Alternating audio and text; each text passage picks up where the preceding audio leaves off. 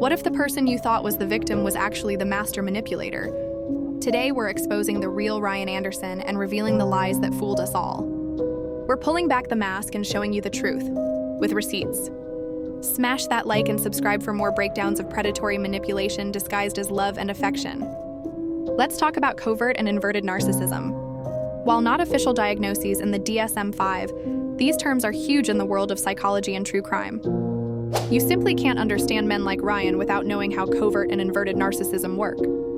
An inverted narcissist, someone who is both vulnerable and covert, actively seeks out relationships with emotionally immature women. If you're like Radiant Brit and wonder why Ryan treats Gypsy as a prize to fight for, it's because to him, she truly is a prize. Inverted narcissists crave toxic relationships no matter how much abuse or humiliation they endure. They have low self-esteem and will sacrifice themselves just to keep things going.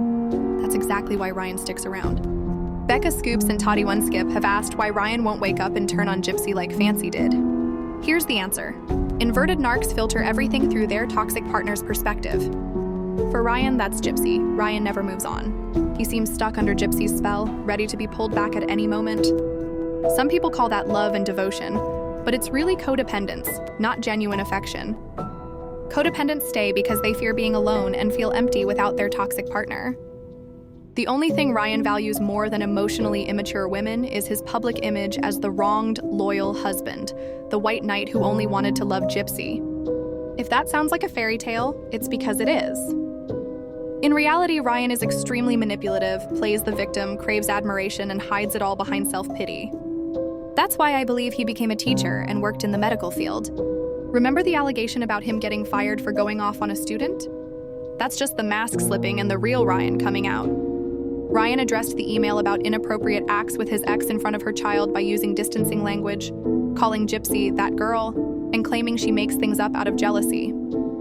Then Ken said everything in the email happened, and if he's lying, Ryan can sue him. I have zero sympathy for Ryan, because I don't think Ken would have spoken out if Ryan hadn't bullied him first. And those letters where Ryan begs Gypsy to let him into her life in any way? Even Nina the beauty influencer was shook, because those letters totally contradict Ryan's public persona. Ryan exploited his fans' sympathy and painted Gypsy as the villain. Does that sound like love to anyone? Look, Gypsy is a villain and a predator, but if Gypsy is a shark, Ryan is an orca. He's a far superior love fraud grifter than Gypsy ever was. Baby Girl said Ken is Gypsy's karma, and honestly, so is Ryan. Want me to break down how Ken masterfully confronted Ryan and exposed him as a coward? Drop your thoughts in the comments and let me know who you want exposed next. Tiger Mom out.